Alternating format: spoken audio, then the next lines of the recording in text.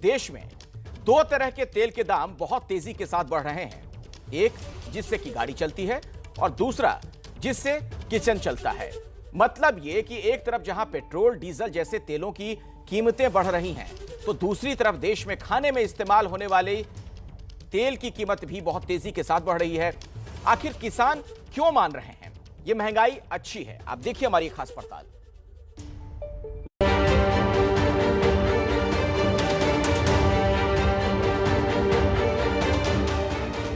देश में खाने में इस्तेमाल होने वाले तेल की कीमतें आसमान पर हैं। एक आंकड़े के मुताबिक तेल में 13 साल की ये सबसे बड़ी तेजी है। खास तौर पर इस समय सरसों के तेल के दाम ऐतिहासिक ऊंचाई पर हैं। बाजार में 1 लीटर तेल के दाम 175 रुपए तक पहुंच गए हैं। वहीं शुद्ध कच्ची खानी सरसों का तेल तो 200 रुपए किलो तक बिक रहा है। आप सोचिए, जो सरसों का तेल का पैकेट 119-20 पे मिलता था, इस समय उसका दाम 180 रुपया हो गया है। दाल जो 90 रुपये थी, वो दाल इस समय 120 रुपये किलो हो गई है। हर एक चीज़ की महंगाई इतनी तेज़ हुई है। सरकार ने जो महंगाई बढ़ाई है, काला बाजारी जो शुरू किया है, उसके अकॉर्डिंग उनको व्यापारियों को भी तो सोचना चाहिए ना कि अगर आपने सबका व्यापार 8-8 महीना बंद कर दिया है तो व्यापारी कहाँ जाएंगे। जानकार मानते हैं कि तेल का दाम बढ़ने का सीधा फायदा कहीं न कहीं किसानों को पहुंच रहा है। अभी बाजार में 7,000 रुपए प्रति क्विंटल तक का दाम है।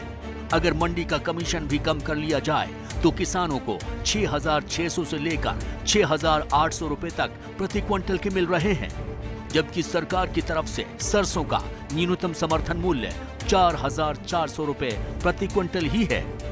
भारत में खाद्य तेलों के दाम बढ़ने के पीछे कहीं न कहीं भारत सरकार का मलेशिया से पाम ऑयल की आयात पर सख्त होना भी है। भारत का जो डोमेस्टिक कंजम्पशन है वो करीब 24 मिलियन टन का एडिबल ऑयल है।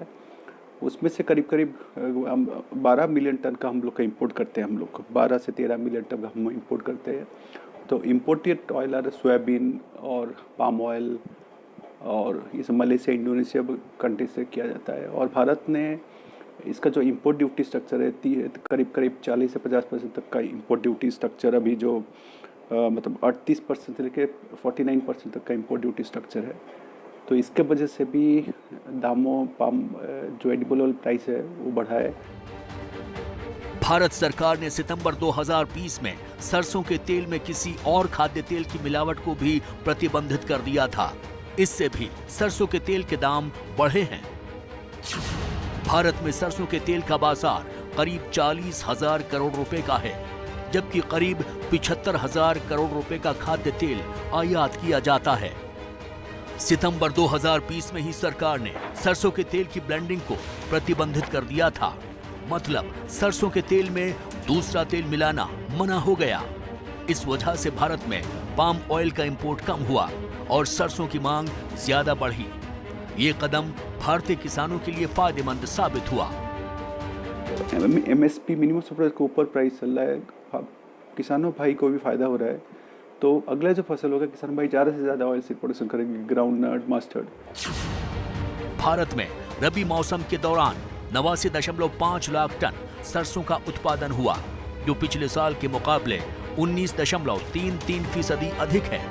2019-20 में भारत में 75 लाख टन सरसों का उत्पादन हुआ था। सरसों के बम्पर उत्पादन से भी भारत की जरूरतें पूरी नहीं हो पा रही। सरकारी आंकड़ों के मुताबिक एक सामान्य भारतीय परिवार साल भर में औसतन 20 से 25 लीटर खाद्य तेल की खपत करता है। अब कीमतें बढ़ने से हो सकता है खपत थोड़ी घट जाए, लेकिन किसानों की नजर से देखें तो ये महंगाई अच्छी है। कोरोना से तबाही के बीच वैक्सीन का इंतजार करते देश में उम्मीद की नई किरण दिख रही है। DRDO की 2DG दवा। हाल ही में इस दवा के बेहतरीन असर की खबर भी आई, लेकिन क्या इस दवा से वाकई चमत्कारिक उम्मीद रखी जाए? ये सवाल इसलिए क्योंकि डॉक्टर इससे जुड़ी एक चेतावनी भी दे रहे हैं। आप ध्यान से देखिए।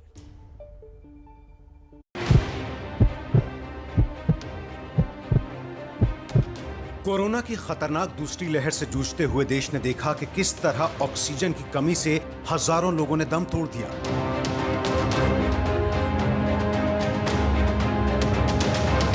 ऑक्सीजन की कमी से लड़खड़ाते मरीजों के लिए हाल ही में उम्मीद लेकर आई डीआरडीओ की नई दवा 2DG। 2DG दवा को डीआरडीओ ने हैदराबाद स्थित डॉक्टर रेड्डी लेबोरेटरीज के साथ तैयार किया है। डीआरडीओ का दावा है कि क्लिनिकल ट्रायल्स के दौरान ये पाया गया कि जिन कोरोना मरीजों को ये दवाई दी गई थी उनकी RT-PCR रिपोर्ट जल्द नेगेटिव आ गई। इसी हफ्ते इससे जुड़ी एक खबर और आई। ये खबर मध्य प्रदेश के इंदौर से थी। 1.5 महीने से यहाँ के CHL अस्पताल में भर्ती 70 साल की एक महिला मरीज का ऑक्सीजन लेवल बहुत गिर गया। मरीज के परिवार ने डीआरडीओ से 2DG दवा के सैशे देने का आग्रह किया। खबर छपी के 2 दिन में 2DG दवा के 2 सैशे देने के बाद मरीज का ऑक्सीजन लेवल आश्चर्यजनक रूप से बढ़ गया।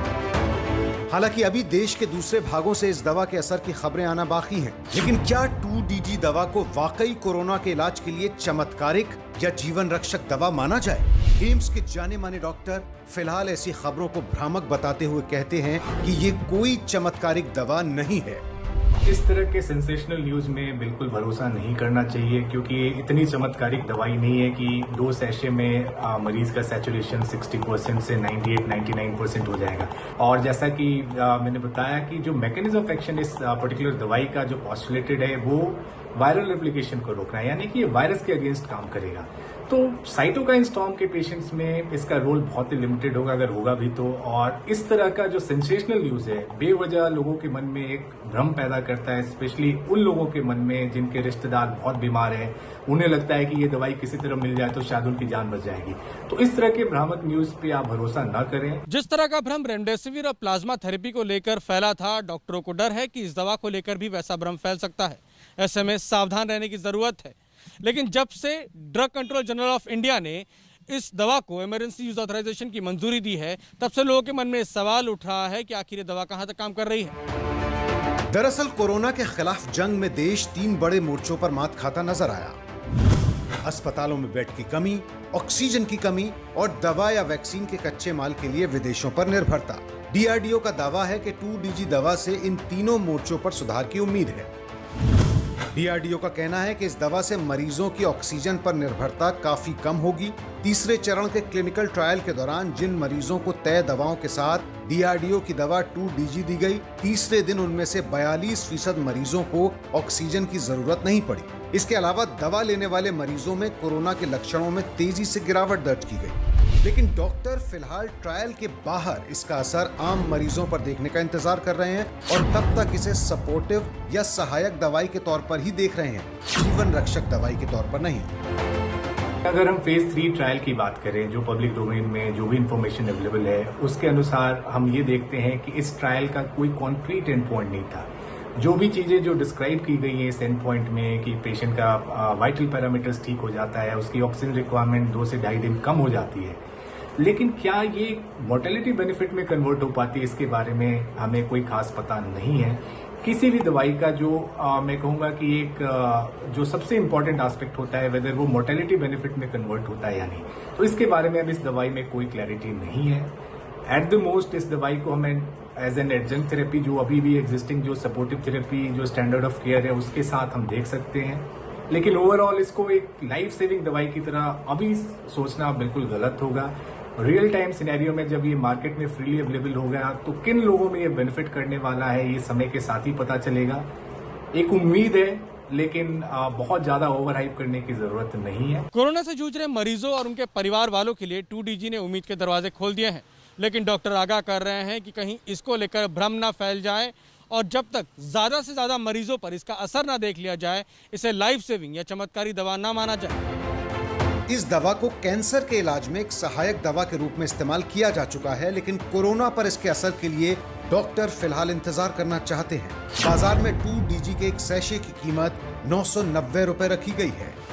महामारी के इस चुनौती भरे वक्त में जब देश और दुनिया के डॉक्टर एक ही दुश्मन से लगातार लड़ रहे हैं, वैज्ञानिक तरीकों को आजमाकर मरीजों को ठीक कर रहे हैं, ऐसे वक्त में रामदेव बाबा जिस तरह से आधुनिक चिकित्सा पद्धति का माखौल उड़ा रहे हैं वो पूरी तरह से मेडिकल प्रोफेशनल की तौहीन है। और इसके लिए जिस तरह के सवाल उठाते हुए अपने बयान को रामदेव बाबा ने वापस लिया, उसको नाकाफी मानते हुए देश के रेजिडेंट डॉक्टर्स ने 1 जून को देशव्यापी आंदोलन करने का ऐलान किया है।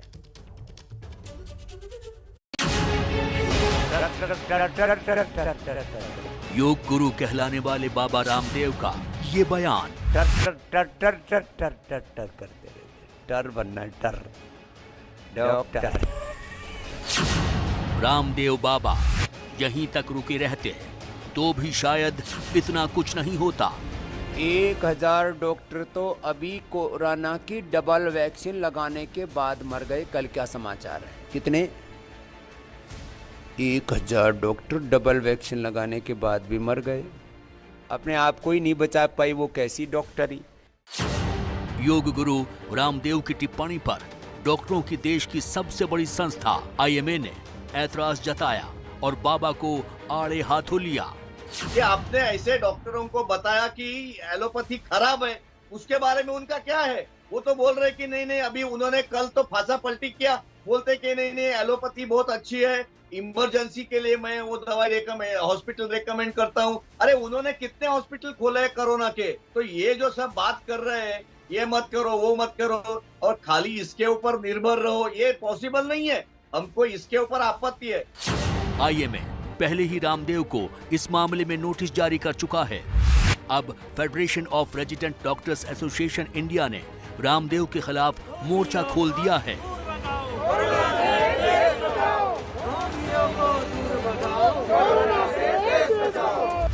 Federation of resident doctors association 1 जून को देशव्यापी आंदोलन शुरू करने वाली है। योग गुरु रामदेव के बयानों के विरोध में आवाज उठाने के लिए रोगी की देखभाल में बाधा डाले बिना देशव्यापी काला दिवस आयोजित करेंगे और विरोध प्रदर्शन करेंगे। डॉक्टर्स चाहते हैं कि रामदेव बिना शर्त सार्वजनिक माफी मांगे या उनके खिलाफ महामारी रोग अधिनियम के तहत कार्रवाई की जाए। अपने देश में कोरोना संक्रमण की दर अब 50% रह गई है और धीरे धीरे अनलॉक की तरफ भी देश बढ़ रहा है। लेकिन सवाल यह है, अनलॉक का स्वरूप क्या होना चाहिए?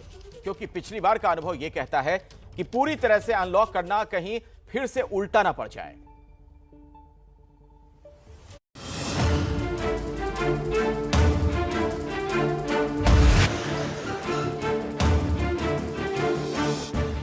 कोरोना के केस जैसे जैसे कम होने लगे हैं, वैसे वैसे देश में अनलॉक की ओर कदम बढ़ने लगे हैं। अनलॉक की तैयारियां शुरू हो चुकी हैं, लेकिन सवाल ये है कि अनलॉक के लिए जल्दबाजी तो नहीं हो रही है। ये सवाल इसलिए क्योंकि दुनिया के कई देशों में अनलॉक की चर्चा तो हुई, लेकिन टीकाकरण के बावजूद कोरोना के केस बढ़ गए, जिसके बाद लॉकडाउन बढ़ाना पड़ा है। चीन के ग्वांगजू के नए केस मिलने के बाद कई इलाकों में लॉकडाउन हुआ। मलेशिया में केस बढ़ने के बाद दोबारा लॉकडाउन करना पड़ा। सिंगापुर में भी केस बढ़ने के बाद लॉकडाउन को बढ़ाया गया। ब्रिटेन में 21 मई से अनलॉक होना है, लेकिन उससे पहले ही सवाल उठ गए हैं। ब्रिटेन की ज्वाइंट कमेटी ऑन वैक्सीनेशन के डिप्टी चेयरमैन प्रोफेसर एंथनी हॉर्डन ने चेतावनी जारी कर दी है। प्रोफेसर एंथनी का कहना है कि सरकार को अनलॉक से पहले गंभीरता से सोचना चाहिए। But I do think the government need to be very careful at looking at the data as it emerges. And I think even if we do have a locking down on the 21st of June, we all ought to remain cautious, particularly those unvaccinated individuals. Professor Anthony ये चिंता तब जाहिर कर रहे हैं जब Britain की एक बड़ी जनसंख्या को वैक्सीन लग चुकी है। ब्रिटेन के 58% लोगों को वैक्सीन की एक डोज और 35% को दूसरी डोज भी लग चुकी है। भारत में करीब 15% लोगों को वैक्सीन की पहली डोज और सिर्फ 3% लोगों को दूसरी डोज लगी है। दिल्ली में लॉकडाउन को 7 जून तक बढ़ाया गया है, लेकिन अनलॉक की प्रक्रिया भी शुरू हो चुकी है। 31 मई से फैक्ट्री और कंस्ट्रक्शन साइट पर काम करने को छूट दी गई है, लेकिन पूरी गाइडलाइंस का पालन करते हुए जानकारों की माने तो इस तरह के अनलॉक का कोई फायदा नहीं है। दिल्ली में कोई लार्ज स्केल इंडस्ट्री नहीं है। दिल्ली में by definition large scale practically है ही नहीं। दिल्ली में सारा MSME सेक्टर है और MSME को सब कच्चे माल बाजार से लेने होते हैं और सब तरह के इनपुट्स उनको बाजार से मिलते हैं। अगर मार्केट बंद रहेंगी तो वो चला नहीं पाएंगे। तो डिसीज़न लेने से पहले थोड़ा सा इस चीज़ को थोड़ा देख लेना चाहिए था कि ये कैसे ये पॉसिबल हो पाएगा। दूसरा इन्होंने कर दिया शॉप्स नहीं खुली। अब ये जो बिजनेस में जितनी शॉप्स और इंडस्ट्री दोनों एक दूसरे से कनेक्टेड हैं। अब जब तक शॉप्स नहीं खुलेंगी, छोटी छोटी चीज़ें नहीं मिलेंगी, तो फैक्ट्रियां कैसे चल पाएंगी। उधर मध्य प्रदेश में भी 1 जून से अनलॉक शुरू होने वाला है, लेकिन साथ ही मुख्यमंत्री शिवराज सिंह चौहान ने लोगों से सहयोग करने की अपील की है। धीरे धीरे अनलॉक कैसे करेंगे, ये जवाबदारी और जिम्मेदारी कोरोना के संक्रमण को रोकने की, नियंत्रित करने की और खत्म करने की अब जनता ने अपने कंधों पर उठाई है। आज जनता फैसला करेगी और सरकार उसी फैसले को लागू करेगी। लेकिन क्या वाकई ऐसा हो पाएगा? क्या वाकई लोग अनलॉक में नियमों का पालन कर पाएंगे? क्योंकि रोजाना देश के अलग अलग हिस्सों से तस्वीरें आती हैं जिनमें लॉकडाउन होने के बाद भी लोग नियमों का पालन नहीं करते। अगर हम अपनी गलतियों से नहीं सीखे जो हमने पीछे की थी, तो फिर केसेस बढ़ेंगे। पहले भी हमने गलतियां की थी कि हमारे लोग जो मास्क है वो ठीक से नहीं डाल रहे थे, प्रिकॉशंस नहीं ले रहे थे, भीड़ इकट्ठी हो गई थी। आप शादी ब्याह पे जहाँ कैपिंग भी थी, फिर भी बहुत सारे लोग शुरू हो गए थे जाना। सो अगर अब इस समय लॉकडाउन खुले और अभी भी हम नहीं सुधरेंगे तो ये गलती हमारी होगी और फिर विल बी रिस्पॉन्सिबल के और वेव आ गई। तो डॉक्टर संदीप नायर की बात बिल्कुल सच है। अगर ऐसा नहीं हुआ तो ये भी समझ लीजिए कि कोरोना की तीसरी लहर और ज्यादा तबाही मचाएगी।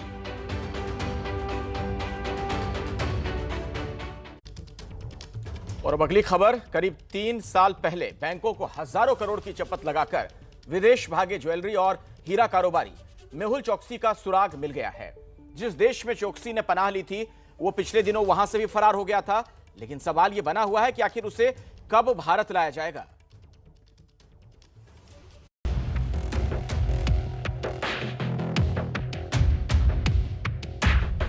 भारत में हजारों करोड़ का फ्रॉड करके फरार हुए हीरा कारोबारी मेहुल चोकसी के बारे में पिछले दिनों खबर आई थी कि वो कैरिबियन देश एंटीगुआ से भी गायब हो गया है। लेकिन अब एक दूसरे कैरिबियन देश डोमिनिका में चोकसी को गिरफ्तार कर लिया गया है। इस बारे में एबीपी न्यूज ने एंटीगुआ के प्रधानमंत्री गेस्टन ब्राउन से बात की तो उनका कहना है कि हमने डोमिनिका सरकार से कहा है कि उसे एंटीगुआ बारबुडा न भेजा जाए, जहां उसके पास संवैधानिक और कानूनी संरक्षण के अधिकार हैं, बल्कि उसे सीधे भारत को डिपोर्ट कर दिया जाए। Well, with all fairness, we can't stop a citizen from re-entering the country. Legally and constitutionally, we have no such authority. So we have asked the Dominican government to do us a favor. Since he now has dual citizenship, instead of sending him back to Antigua, send him back to India. You know, we're relatively close islands. A lot of Dominicans reside here in Antigua. In fact, about 15% of our population comprises Dominicans. So, you know, he would have chosen the wrong country. हीरा कारोबारी मेहुल चोकसी और उसका भांजा नीरव मोदी करीब 3 साल पहले उस वक्त सुर्खियों में आए थे जब ये खुलासा हुआ था कि मामा भांजे की इस जोड़ी ने भारतीय बैंकों को करीब 14,000 करोड़ रुपए का चूना लगा दिया है। इसके बाद साल 2018 से ही मेहुल चोकसी एंटीगुआ में बताया जा रहा है। चोकसी का ये दावा है कि वो एंटीगुआ का वैध नागरिक है। वहीं जांच एजेंसियों का कहना है कि उसने भारत से हजारों करोड़ रुपए का घोटाला किया है और गलत तरीके से जानकारी देकर एंटीगुआ की नागरिकता भी हासिल की है। इसीलिए उसकी नागरिकता रद्द की जानी चाहिए। फिलहाल चोकसी के प्रत्यर्पण का ये मामला एंटीगुआ की कोर्ट में चल रहा है। पीएनबी घोटाले के भगोड़े आरोपी मेहुल चोकसी को लेकर एक और खुलासा भी हुआ है। एक रेडियो चैनल को दिए इंटरव्यू में एंटीगुआ के प्रधानमंत्री गेस्टन ब्राउन ने कहा कि मेहुल चोकसी अपनी गर्लफ्रेंड को लेकर डोमिनिका भाग गया था, जहां उसे गिरफ्तार कर लिया गया था। मेहुल चोकसी अभी डोमिनिका पुलिस की गिरफ्त में है। एंटीगुआ के प्रधानमंत्री का यह कहना है कि डोमिनिका सरकार चाहे तो उसे भारत को सौंप सकती है। कल मेहुल चोकसी की डोमिनिका रिपब्लिक से तस्वीरें आई थी जिसमें उसके शरीर पर चोट के निशान भी नजर आ रहे थे।